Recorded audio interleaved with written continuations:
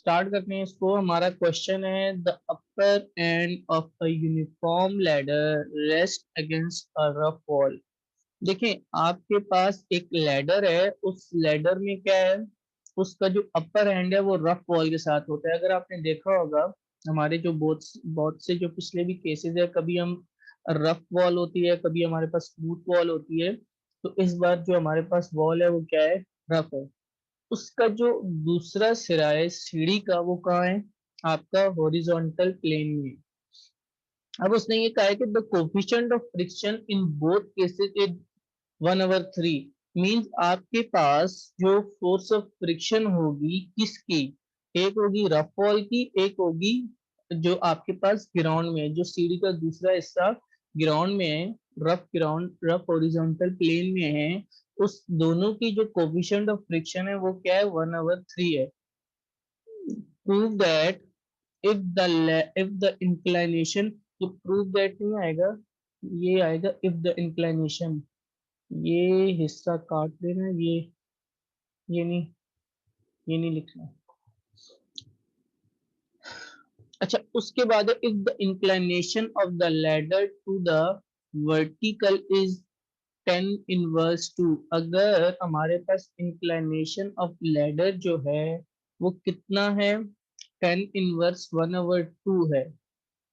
A weight equal to that of ladder cannot be attached it at a point more than 9/10। Means वो ये कह रहा है कि अगर आप लैडर के साथ एक वेट अटैच करते हो, वो वेट जो है 9/10 से ज्यादा नहीं होना चाहिए। मतलब अब आपके पास एक पॉइंट ऑफ स्लिपिंग होता है, वो पॉइंट ऑफ स्लिपिंग से ज्यादा नहीं होना चाहिए, यानी कि 9/10 से ज्यादा हम नहीं रख सकते। मीन आपको वेट यहाँ तक रखना होगा, जी से यहाँ तक रखना होगा, इससे आगे हम नहीं रख सकते, ये कह रहे हैं। अब हमने क्या बताना है कि जो वेट हमने यहाँ पे अटैच किया हुआ है लैडर के साथ, वो हमने मालूम करना है। लैडर के साथ यहाँ से यहाँ तक का, फॉर एग्जांपल ये आपका पॉइंट अगर ए है, ये आपका पॉइंट ए है, तो ये पॉइंट एक्स है। अब ए से लेके जो एक्स तक का डिस्टेंस है, मींस उस जो हमने वेट नया अटैच किया है जो 9/10 से ज्यादा नहीं होना चाहिए, उस तक कितना डिस्टेंस होगा, ये हमने इसमें बताना है। तो वैसे ही सबसे पहले इसकी एक रफ सी फिगर हम कर लेते हैं ताकि आपको इसका पता चल जाए।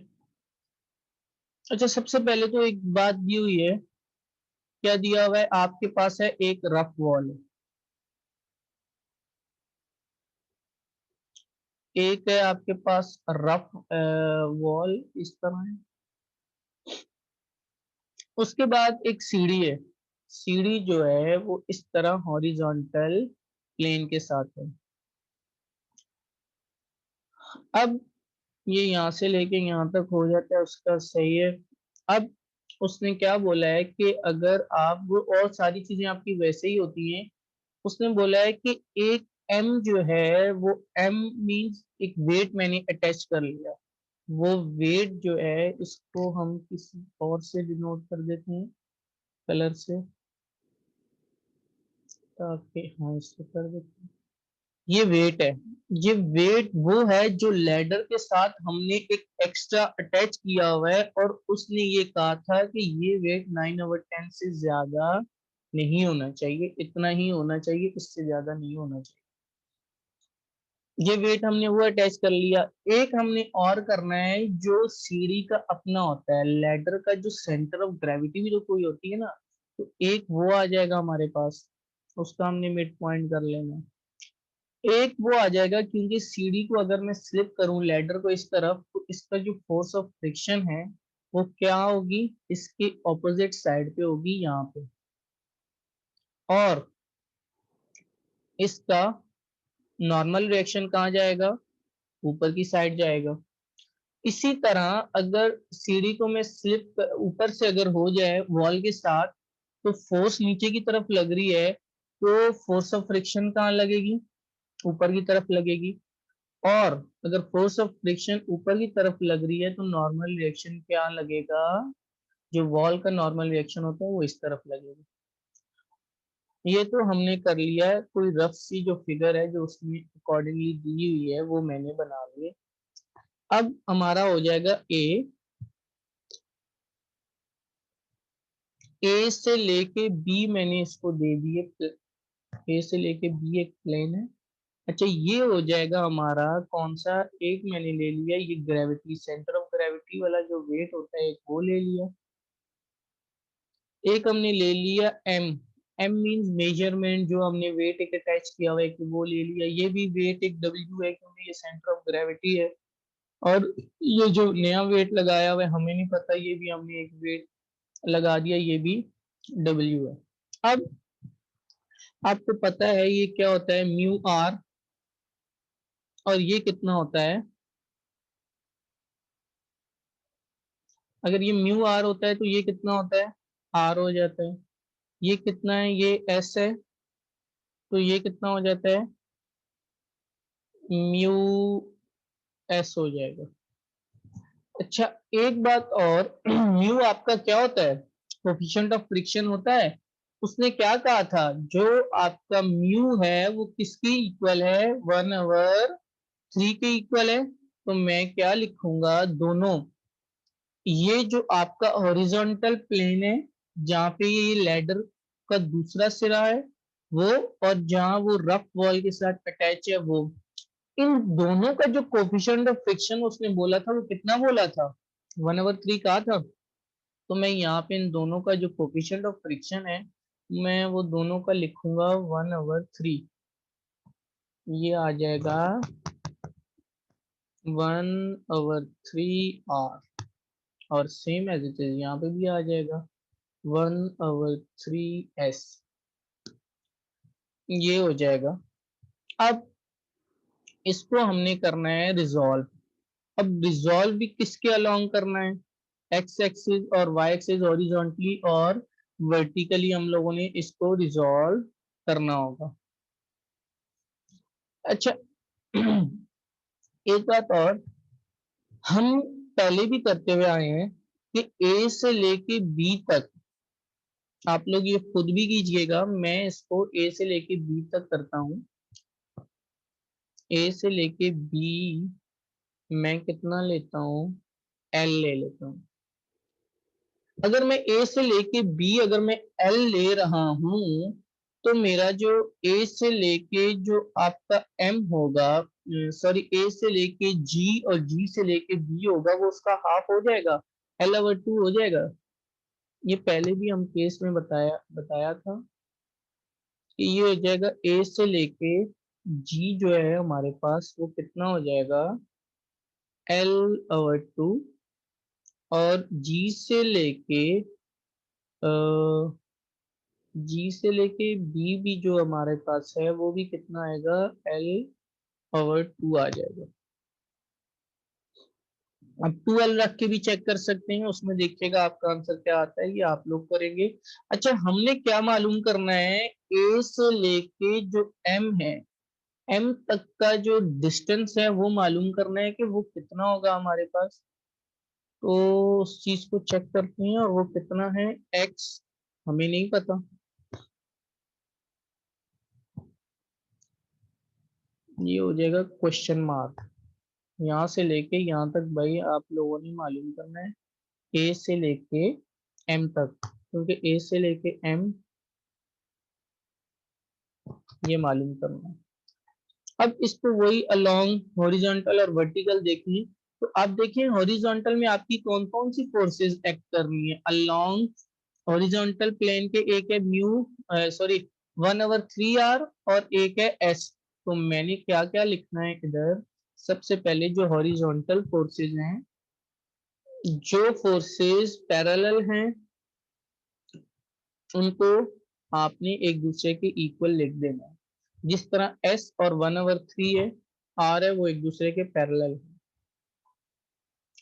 अच्छा उसके बाद हम क्या क्या और कौन कौन सी फोर्सेस हमारे पास हो सकती हैं, अब ये देखते हैं। एक हमारे पास हो सकता है आर, और 1/3s, ये दोनों कहाँ है, ये r हो जाएगा,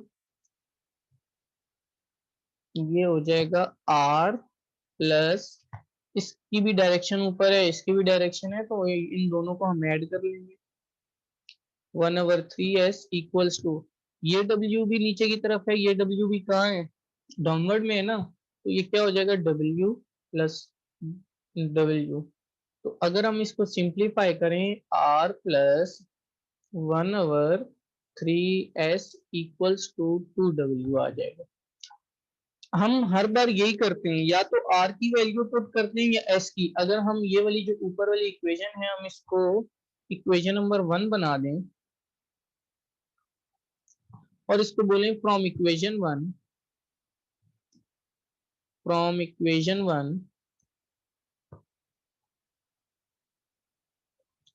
इक्वेशन वन से क्या होता है, r यहाँ पे क्या हो रहा है, डिवाइड, उधर जाएगा, सॉरी 3 डिवाइड हो रहा है, उधर जाके मल्टीप्लाई हो जाएगा, तो r की वैल्यू किसके इक्वल होती है, 3s के हो जाएगी।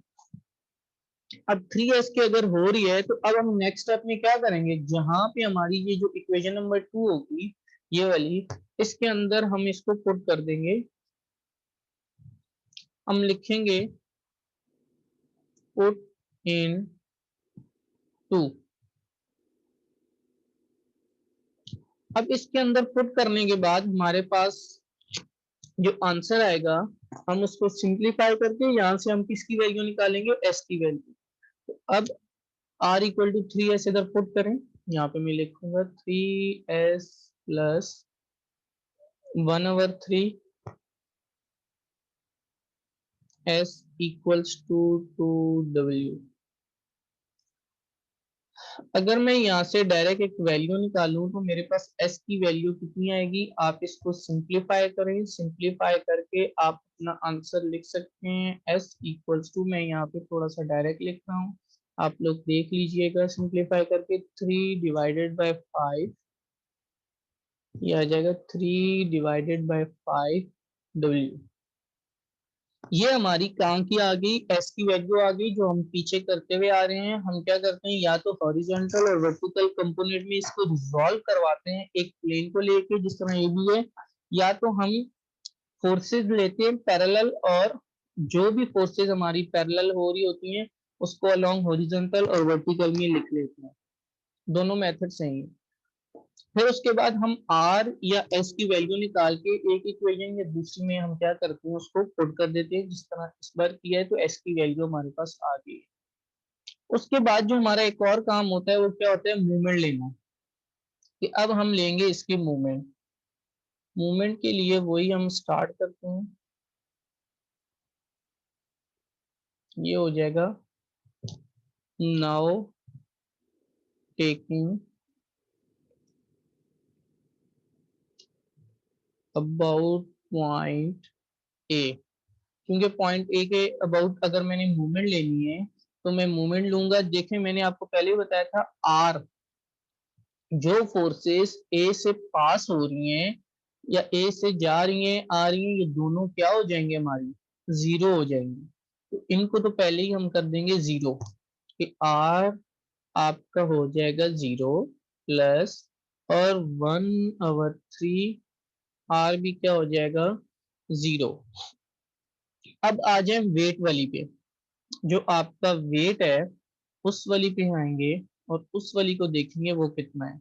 सबसे तो पहले आ जाएंगे ग्रेविटी वाली पे, ये जो आपको ग्रेविटी नजर आ रही है, हम इसके जो सेंटर ऑफ ग्रेविटी की नजर आ रही है, इसमें आएंगे। पहले इसको मैं थोड़ा सा इसको आगे तक लेके जाता हूँ, ताकि आपको पता चल जाए कि इसकी मैंने मूवमेंट लेनी है। ये देखें, ये अगर इस तरह नीचे तक आए, ये अबाउट पॉइंट ए के इस तरह जा रहा है, तो ये कौन सी डायरेक्शन होगी, क्लॉकवाइज एंटी क्लॉकवाइज, ये होगी क्लॉकवाइज। तो मैंने जो साइन यहाँ पे यूज करूंगा, वो कौन सा करूंगा, नेगेटिव साइन। फोर्स हम कौन सी यूज कर रहे हैं, W यूज कर रहे हैं। ए से लेके जी तक जो हाइपोटेन्यूस की लेंथ है, वो कितनी है, हमने क्या कहा था, ए से लेके जी तक हाइपोटेन्यूस की लेंथ है L/2 है। तो यहाँ पे हम क्या कर देंगे, हाइपोटेन्यूस की लेंथ से मल्टीप्लाई करवाएंगे, फोर्स भी हो गया, हाइपोटेन्यूस की लेंथ भी हो गई, अब मेन आ जाता है कि ये यहाँ पे हमारा क्या बनेगा, बेस बनेगा या परपेंडिकुलर बनेगा। ये हमेशा हमारा, अगर आपके पास अगर एंगल गिवन नहीं है, जिस तरह हमारे पास पीछे एंगल गिवन होते थे तो हम उसको बेस बना लेते थे, लेकिन हमारे पास एंगल गिवन नहीं है यहाँ पे, तो हम यहाँ पे इसको हैज अ परपेंडिकुलर ही लेके चलेंगे। हम बोलेंगे यहाँ पे ये एंगल 90 का बना रहा है, तो हम इसको क्या लेके चलेंगे, sine theta. Force into perpendicular distance, तो फोर्स आपकी डब्ल्यू बन जाएगी, और परपेंडिकुलर डिस्टेंस आपका कितना बन जाएगा, साइन थीटा बन जाएगा, और मल्टीप्लाई हाइपोटेन्यूज की लेंथ आपकी एल ओवर 2 बन जाएगी। तो यहाँ पे हम वही लिख देंगे, ये आ जाएगा माइनस किसका, क्लॉकवाइज है एंटी क्लॉकवाइज है, तो ये हमने बता दिया है कि ये आपका क्लॉकवाइज है। डब्ल्यू आपकी हो जाएगी फोर्स, फोर्स आपकी डब्ल्यू हो जाएगी। उसके बाद हमने क्या लिखना है, साइन थीटा है या कॉस थीटा, तो उसका भी बता दिया है कि ये आपका आ जाएगा साइन थीटा आ जाएगा। इसकी रीजन भी बता दिया, इस बार एंगल हमारे पास गिवन नहीं है। एक बात और, हाइपोटेन्यूज की लेंथ मींस हम तो क्या ले रहे हैं, ए से लेके जी ले रहे हैं ना, तो ए से लेके जी क्या है आपके पास, हाइपोटेन्यूज की लेंथ कितनी है, एल डिवाइडेड बाय 2 है। सेम एज इट इज हम मैन वाले का लेंगे, ये जो एम है इसका लेंगे, इसका भी सेम एज इट इज वैसे ही करना होगा, लेकिन इसमें एक बात का चेंज होगा, ये देखें, ये भी क्या होगा, कौन सी डायरेक्शन आएगी इसकी क्लॉकवाइज। जब क्लॉकवाइज आएगी तो फिर से साइन क्या आ जाएगी, नेगेटिव आ जाएगी। अब साइन नेगेटिव आएगी तो हम क्या करेंगे, इसको ये आ जाएगा डब्ल्यू, वेट हम ले रहे हैं। अब दोबारा से इसके में भी साइन नहीं आएगा, क्यों, इसकी जो परपेंडिकुलर लेंथ है या इसकी जो परपेंडिकुलर आपका डिस्टेंस होगा वो क्या आएगा, 90 डिग्री का एंगल बन रहा है, तो साइन थीटा आएगा। इसमें एक और एंगल आ जाता तो हम इसको बेस लेते, लेकिन यहाँ पे हम इसको परपेंडिकुलर लेंगे तो वो साइन। अब मल्टीप्लाई करवाना है हाइपोटेन्यूज की लेंथ, तो क्या कहा था, ए से लेके एम किसका डिस्टेंस है, एक्स, तो हम यहाँ पे लिखेंगे साइन थीटा इंटू एक्स।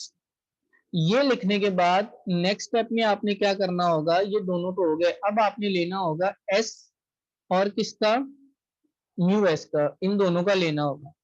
अब जब हम एस का लेंगे तो एस यहाँ पे हमारे पास क्या बन रहा है, एक फोर्स बन रही है, ये वाली फोर्स बन रही है, हमें इसका लेना है फोर्स, तो इसका कौन सी डायरेक्शन होगी, ये हम यहाँ पे ये भी लिखते हैं कि ये कौन सी बनाएगी, ये आएगी आपके एंटी क्लॉकवाइज। जब एंटी क्लॉकवाइज आएगी तो साइन आपकी क्या आ जाएगी, पॉजिटिव आ जाएगी। इसको मैं नीचे लिख रहा हूं, प्लस फोर्स कौन सी है, एस, परपेंडिकुलर डिस्टेंस, क्योंकि एस है इस बार आपका कोई एंगल दिया हुआ नहीं है, तो मैं इसको क्या लिखूंगा, कॉस थीटा। मल्टीप्लाई किससे करवाऊंगा, ए बी से, हाइपो, ये देखें ये आपकी फोर्स हो गई, ये आपकी क्या हो जाएगी, फोर्स हो जाएगी। इस बार फोर्स पर परपेंडिकुलर में, लेकिन जो डिस्टेंस है आपका वो क्या है, ये वाला, ये अगर आपको ये डिस्टेंस नजर आ रहा है तो ये वाला जो है ना, ये आपका ये वाला होगा, तो ये हो जाएगा cos थीटा, क्योंकि हमारे पास इस बार एक एंगल गिवन नहीं है। हाँ, यहाँ पे एक एंगल जरूर मिस था, मैंने इसको मिस कर दिया था कि थीटा यहाँ पे एक बन रहा है, और वो किसके इक्वल है, टेन इनवर्स 1/2, वो आपके पास गिवन था, टेन इनवर्स 1/2, ये आपके पास गिवन था, ये याद रखिएगा इसको हम मिस कर गए। अच्छा, अब मल्टीप्लाई किससे करवाना है, हाइपोटेन्यूज की लेंथ से, तो हाइपोटेन्यूज की लेंथ हमारे पास कितनी है, एक्स है ना, तो हम करवा देंगे, सॉरी एल है, तो एल से मल्टीप्लाई, ये तो एस वाली हो गई। अब हमने क्या लेना है, 1/3 एस वाली लेनी है। जो 1/3 एस वाली लेंगे तो ये हमारा क्या आ जाएगा, इसको हम लिख सकते हैं प्लस एस डिवाइडेड बाई 3 भी लिख सकते हैं। अच्छा, इसमें भी वही चलेगा, ए से लेके बी साइन थीटा कॉस, तो इसमें भी हम लिखेंगे कॉस थीटा, कॉस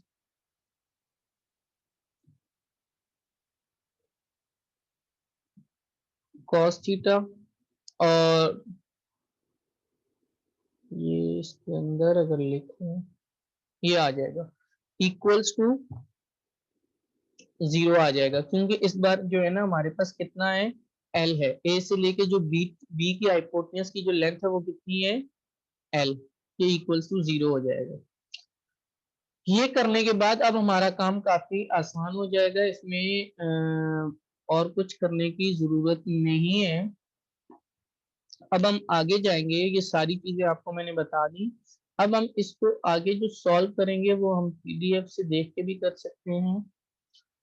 अब देखें ये सारी चीजें यहाँ पे मैंने लिख ली हैं कि हमारे पास एस एल की वैल्यू ये थी, ये सारी चीजें आपने आर और म्यू आर 0 हो जाएगा, माइनस का डब्ल्यू इसको हमने सिंप्लीफाई करेंगे, एस वाली फोर्सेस को हम एक तरफ रखेंगे और डब्ल्यू वाली जो फोर्सेस होंगी वो एक तरफ रखेंगे। फिर हमने ऊपर ये एक वैल्यू निकाली थी जब हमने रिजॉल्व किया था अपनी फोर्सेस को अलोंग पैरेलल और वर्टिकल, जब हमने उसको किया था तो हमारे पास एस की वैल्यू क्या आई थी, 3/5 आई थी। तो हमने भी यही लिख देना है कि 3/5 जहां जहां हमारा W आएगा यहाँ से W को आप कॉमन ले लें। कॉमन लेने के बाद आप उसके अंदर 3/5 लिखना शुरू कर। अब W से W क्या हो जाएगा, कैंसिल हो जाएगा। अब आप डिवाइड कर दें साइन थीटा को बोथ साइड पे। जब मैं साइन थीटा को बोथ साइड डिवाइड करूंगा तो मेरा कितना हो जाएगा, और सब कुछ कैंसिल हो जाएगा, क्या रह जाएगा, कॉट थीटा। ये क्या आ जाएगा, 3/5 L cot theta plus 1/3 sorry equals to L/2 plus x हो जाएगा। अब हमें पता है ये वैल्यू जो मैंने अभी जिसका जिक्र किया था, जिसको हम मिस कर गए थे, इस वैल्यू को theta equal to tan inverse 1/2 if the angle is given, ये ऊपर लिखा हुआ था। अगर मैं यहाँ से इसकी वैल्यू निकालता हूँ टेन की, टेन इनवर्स की वैल्यू मैं कैसे निकालूंगा, ये देखिएगा, ये पहले 10 उधर चला जाएगा, ये इस तरह हो जाएगा, टेन थीटा इक्वल्स टू 1/2। अगर हम इसको रेसिप्रोकल करें तो 1/10 किसके इक्वल हो जाएगा, 2 के हो जाएगा। और 1/10 किसके इक्वल होता है, कॉट के, तो कॉट की वैल्यू किसकी इक्वल हो जाएगी, 2 के इक्वल हो जाएगी। अब हम क्या करेंगे, इसको करेंगे सिंप्लीफाई। सिंप्लीफाई करेंगे तो यहाँ से हम x की वैल्यू कितनी निकालेंगे, 9/10 L आ जाएगा हमारे पास। जो उसने जो कहा था कि हमारे पास जब आप वेट अटैच करो तो 9/10 से ज्यादा नहीं होना चाहिए, तो वही बात हुई कि हमने जब वेट अटैच किया तो वो 9/10 से ज्यादा नहीं था, 9/10 ही आया, या उसके अंदर आ सकता है। ये आपका क्या हो जाएगा, आंसर और प्रूफ यहाँ तक हो जाएगा। तो स्टूडेंट्स किसी ने कुछ पूछना है तो पूछ लें, फिर हम आगे चलते हैं। आगे नहीं, यही क्वेश्चन